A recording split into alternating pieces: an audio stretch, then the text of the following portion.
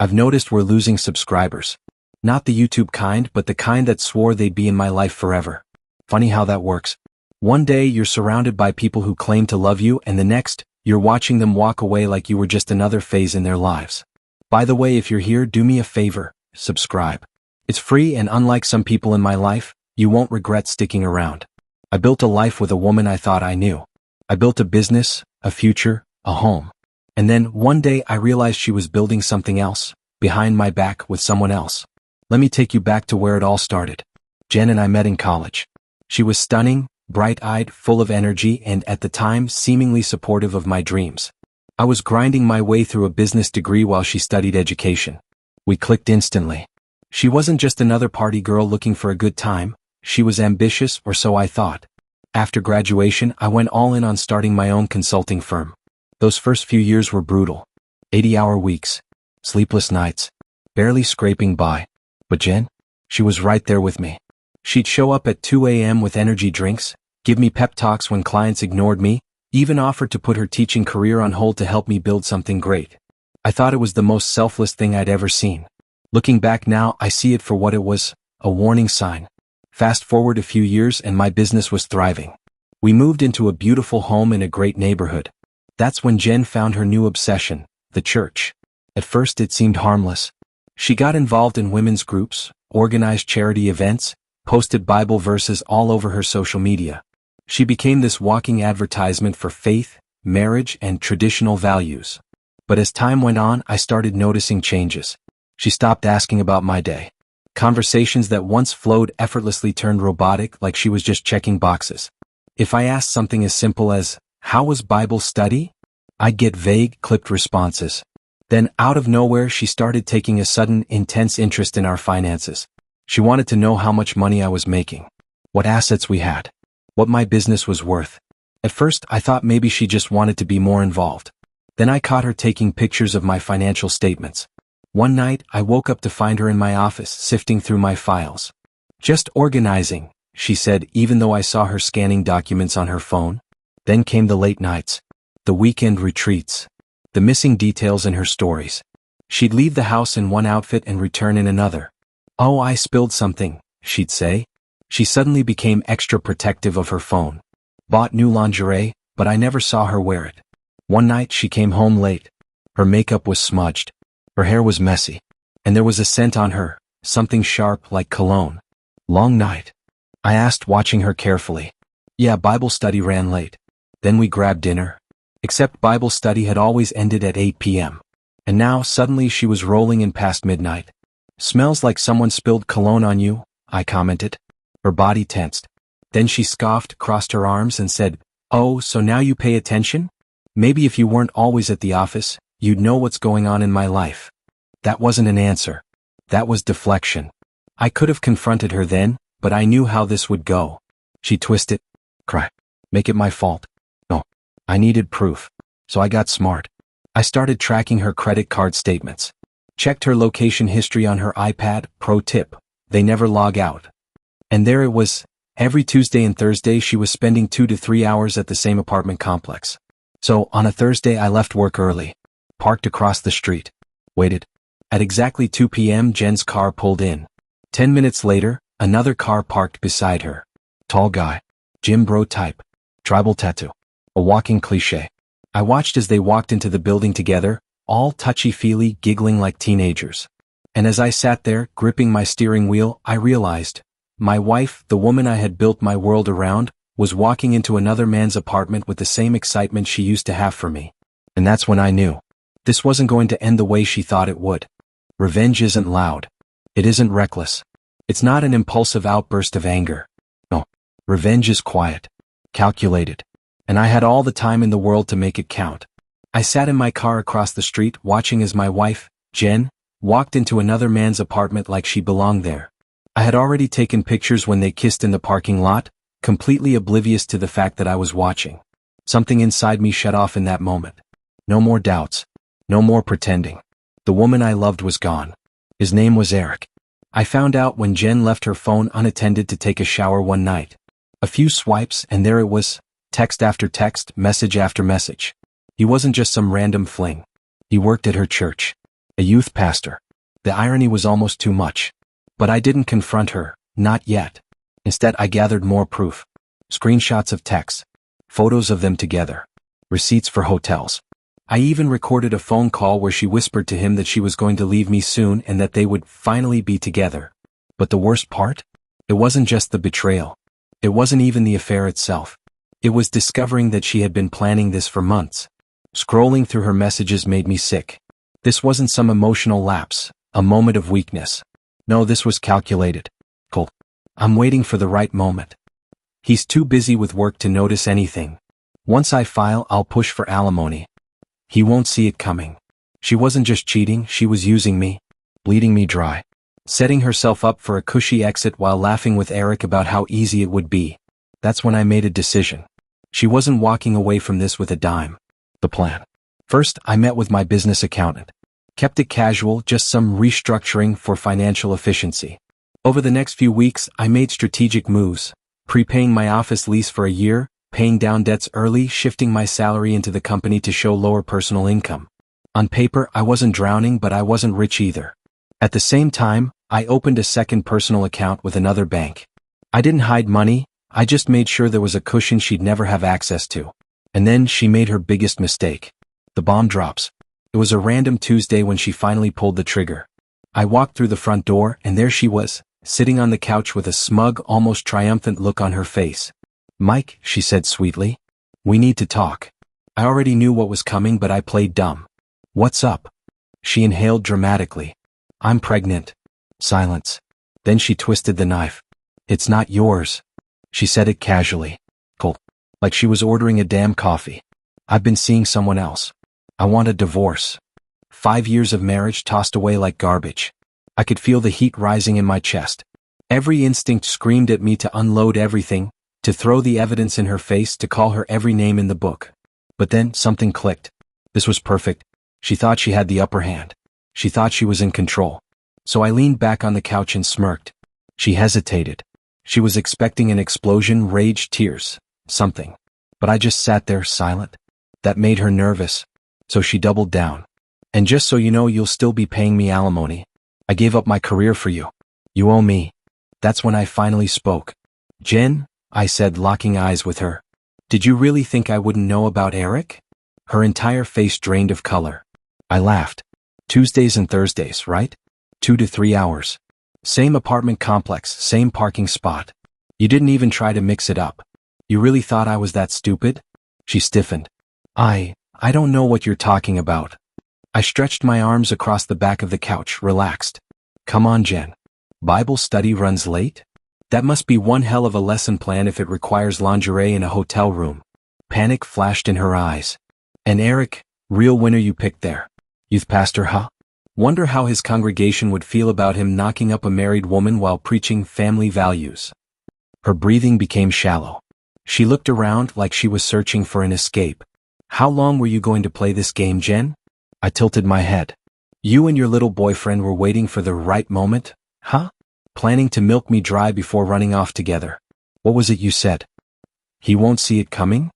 Her mouth opened and closed, but no words came out. I stood up slowly, towering over her. "Let me make something clear." I stood over her, voice steady. "Let me make something very clear. You are not walking away from this as the winner. You are not taking a damn thing from me that I don't let you have." She blinked rapidly, then straightened her back, masking her panic with fake confidence. "It's the law, Mike. You can fight it all you want, but you'll lose." I gave her the smuggest smile of my life. "If you say so." She thought she had me. She thought she had won. Meanwhile, I was already 5 steps ahead. The divorce begins. Jen wasted no time. She moved out almost immediately, straight into Eric's place. A few days later, she filed for divorce. Irreconcilable differences. Fancy legalese for, "I want to screw other men without feeling guilty about it." I met with several lawyers. The first 3 gave me the same story: "You're screwed. It's a no-fault divorce state. The court doesn't care about cheating." But I didn't stop until I found the right one. Let's call him Paul. Paul was blunt. "Look, man, you're probably going to have to pay her something. But we can minimize the damage." I slid my financial statements across the table. He raised an eyebrow. "Interesting timing on these business expenses." I just gave him a knowing look. He smirked. He couldn't advise me to hide assets. But he also wasn't stupid. This might help reduce the alimony calculation somewhat, he admitted. But in this state you're still looking at significant payments. That's when I realized. The courts might not care about her cheating. But her church would. Court day. I walked into court wearing my sharpest suit. Jen arrived with her expensive lawyer, dressed modestly, as if she were auditioning for Sister Wives. Her lawyer started first. Your Honor, my client gave up a promising career to support her husband. She maintained their home while he built his business. She deserves compensation for her sacrifices. Sacrifices? My lawyer stood. Your Honor, we have evidence that Mrs. Walker engaged in an extramarital affair, resulting in pregnancy. She is currently living with her affair partner. Jen's lawyer smirked. Your Honor, let's not forget, this is a no-fault state. Marital misconduct is irrelevant when determining spousal support. Hearing them brush off her betrayal like it was nothing made my blood boil. She cheated. She lied. She got pregnant with another man's child. And I was supposed to pay for that? My lawyer pushed back, but the judge was unimpressed. When he finally spoke, I knew I was about to get screwed. While the court acknowledges Mr. Walker's concerns regarding his wife's infidelity, the law in this state is clear. Spousal misconduct is not a factor in determining alimony. Jen smirked across the courtroom. Given Mrs. Walker's financial dependence during the marriage and her current unemployment, the court finds that she is entitled to spousal support. I braced myself. Mr. Walker will pay $4,500 per month for a period of 4 years, or until Mrs. Walker remarries. $4,500. Every month. For 4 years. To the woman who cheated on me while carrying another man's baby. It felt like a punch to the gut. But then I reminded myself, this was already part of my plan. Thanks to my financial restructuring, I had managed to reduce what I would have owed. If I hadn't moved my money around, that number would have been closer to $6,000 a month. Jen had no idea about the money I still had tucked away. Or that my business would miraculously recover once this was over. Outside the courtroom, Jen strolled past me, smug as ever. Told you, she whispered. Should have just agreed to my terms from the beginning. Then right in front of me she called Eric. Baby, it's done. We won. She giggled like a teenager. He has to pay. I told you the judge wouldn't care. I said nothing. Just watched her walk away thinking she had won. She had no idea the game was just beginning. The next move. I paid the first alimony check on time. No complaints. No anger. Just a polite email. Payment sent. Please confirm receipt. Jen seemed surprised. She had expected me to be bitter. To fight. To give her more ammunition. Instead, I played the ideal ex-husband. Polite, timely, aloof. She had no idea what was coming. See, Jen wasn't just any churchgoer. She was Harvest Community Church's poster child. She led the women's ministry. She organized marriage retreats. She stood on stage during services, preaching about family values. And that was her biggest weakness. Jen had always preached about God's plan for holy matrimony. Her father was a deacon. Her mother ran Sunday school. Her entire family portrayed the perfect Christian image. And I knew, the moment they discovered the truth, they'd throw her under the bus without hesitation. The package that changed everything. I had everything. DNA test results proving the baby wasn't mine. Time-stamped photos of her and Eric. Screenshots of their explicit texts. Hotel receipts. Even a video of her mocking her church friends for being uptight prudes. That last one? Especially juicy. I compiled it all into a neat, professional folder and attached a very polite cover letter. To the elders at Harvest Community Church, I regret bringing this to your attention, but as a fellow Christian, I believe it is my responsibility. My ex-wife, Jennifer Walker, who oversees multiple ministries in your church, has been engaging in behavior that directly defies your church's principles. I have provided documentation of her infidelity, which began during our marriage and resulted in a pregnancy that is not mine, as proven by DNA testing. Jennifer is now living with this man and receiving considerable alimony from me. I share this not out of spite, but out of concern for the integrity of your ministry. Respectfully, Michael Walker. I dropped the box off early Sunday morning, when no one was there. Then I went home and waited. Sunday service, and the firestorm begins. The Sunday after I sent my little care package, my phone exploded with texts. Church friend, dude, did you do? Another, pastor just called an emergency elder meeting before service. Jen is losing it. I simply turned off my phone and went back to sleep. Later that afternoon, I received a voicemail from Jen. I pressed play and immediately had to hold the phone away from my ear. "You absolute piece of, how could you do this to me? They kicked me out of the women's ministry. My dad won't even look at me. You ruined everything." I deleted it. I didn't need that negativity in my life. The church turns its back. Over the next week, I heard from mutual friends that Jen was spiraling. Her church friends ignored her. Her parents were praying about the matter, aka they were disgusted. The Christian school where she volunteered begged her not to return. Even Eric was getting cold feet. Turns out he didn't sign up for this much drama. He thought he was getting a godly woman and a solid alimony payment. Instead, he got a social outcast, a baby on the way, and a whole lot of baggage. By Friday, he had kicked her out of his apartment. So much for pure love, huh? The church's final blow. 1 week after I sent my evidence, Jen called me. She was sobbing. "Mike, please, they're going to publicly discipline me." I smirked. "Do you know what that means? They'll announce it to the entire congregation. Everyone will know."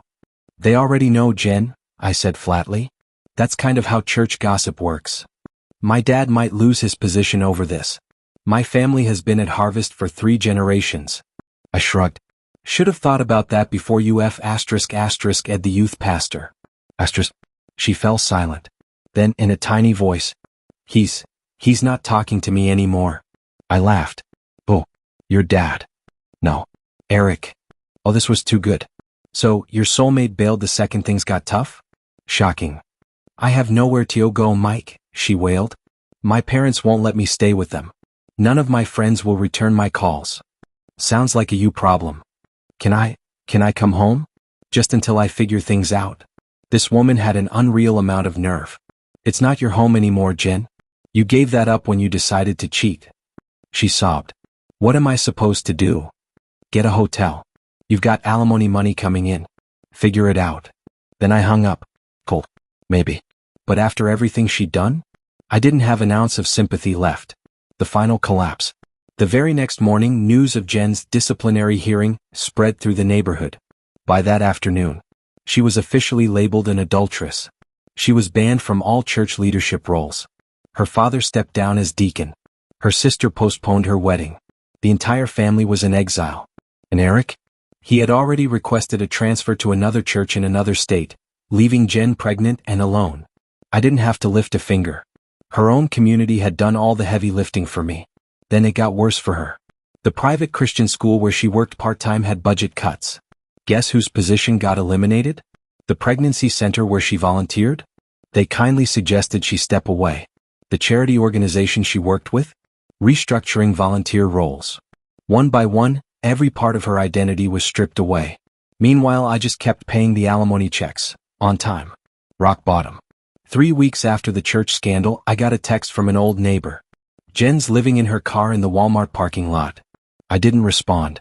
But that night I drove past. Sure enough, there she was. Sitting in the driver's seat of her old Honda, her phone screen dimly lighting her miserable face. The next day she called me. This time there was no screaming. Her voice was flat. "I lost my job. That sucks. The baby's due in 5 months. No one will hire me. My parents still won't talk to me." I said nothing. After a pause, she admitted, "I've been sleeping in my car." Sounds like poor financial planning. She exhaled sharply. "Is this what you wanted? To see me completely destroyed?" I thought about it. "You know what? Yeah, pretty much." Her breath hitched. "I was stupid. I made a mistake. I never meant to hurt you." I shut her down. "I don't care." A long silence. Then finally, I just wanted to say I'm sorry." I smirked. "Cool. Good luck with your new life." And that's when I decided it was time to play my last card. "Actually," I added casually, "I might have a solution that works for both of us." Jen perked up. "What kind of solution?" "I'm getting tired of writing these monthly checks," I mused. "And my business is expanding. I'm looking at opening an office in Singapore. Might move there for a while." "What does that have to do with me?" "Well," I said slowly, "international alimony enforcement is complicated." And then I waited, letting it sink in. I might have grounds to challenge the alimony settlement based on some creative interpretations of the law. Of course, that was complete nonsense, But Jen wasn't in a position to question me. "What are you saying?" she asked, her voice laced with panic. "I'd like to buy you out," I said smoothly. "One lump sum payment instead of monthly alimony for the next 4 years." She hesitated, probably weighing her non-existent options. "How much?" "90,000. Gosh, tax-free.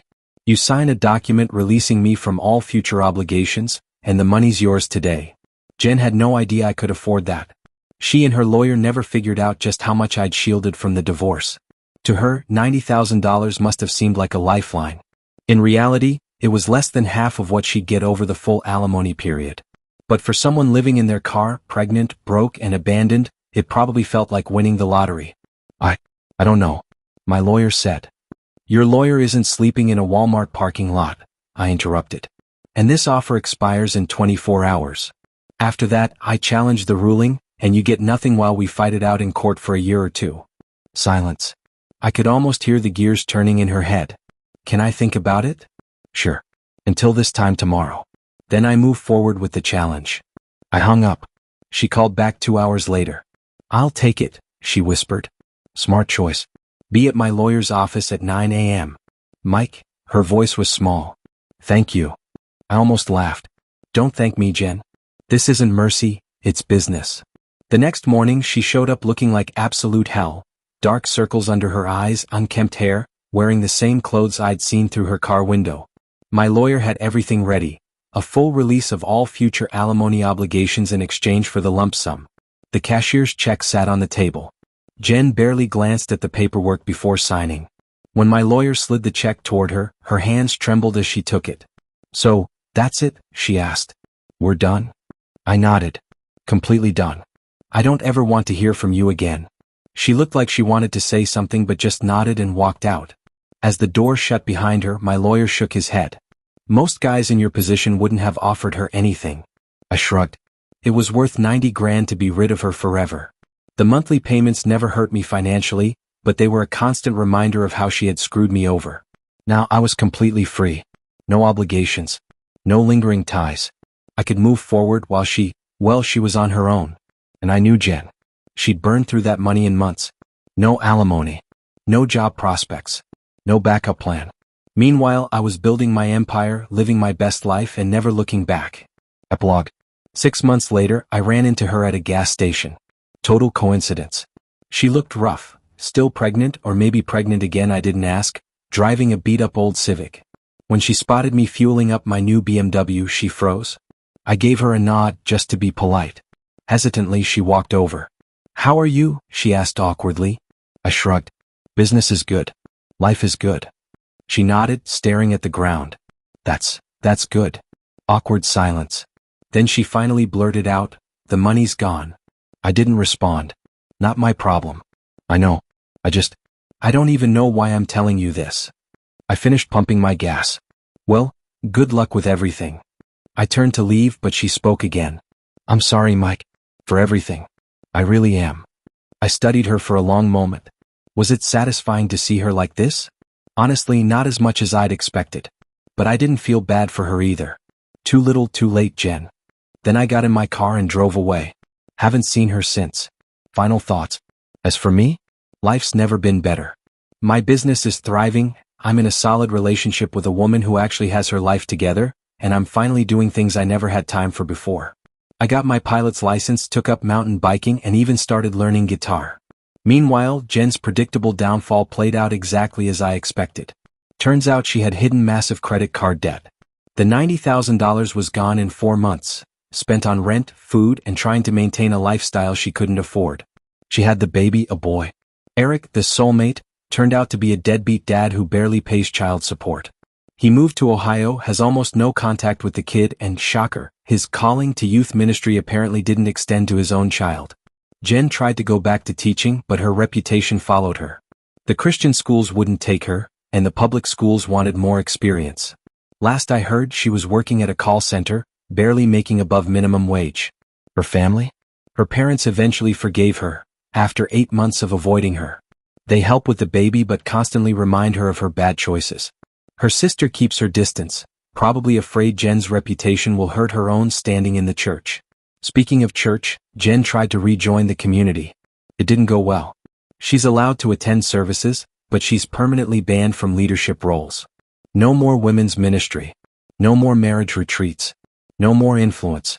She sits in the back and leaves immediately after the service ends. A mutual friend told me she's been saying she made a mistake and should have worked on her marriage. Too late. As for me, I don't think about her much anymore. I have better things to focus on. And if there's one lesson I learned from all of this, it's this. Sometimes, the worst thing that happens to you is the best thing that could have ever happened. You just have to be willing to burn the bridges that need to be burned, and never look back. That's it. I won't be posting any more updates because frankly, I've moved on. But if you're going through something similar, here's my final piece of advice. Record everything. Save screenshots. Gather evidence. You never know when you might need it. This story is a powerful reminder that sometimes the worst experiences in life can lead to the best outcomes, if you're willing to walk away from toxicity and focus on building something better. It's about knowing your worth, making smart decisions, and never letting someone else's mistakes define your future. If this story resonates with you, we'd love to hear your thoughts. Have you been through something similar? What lessons did you take from it? Share your experiences in the comments and let's start a conversation. Don't forget to like, share, and comment if this story spoke to you. Your support helps bring more real-life lessons to others who might need them.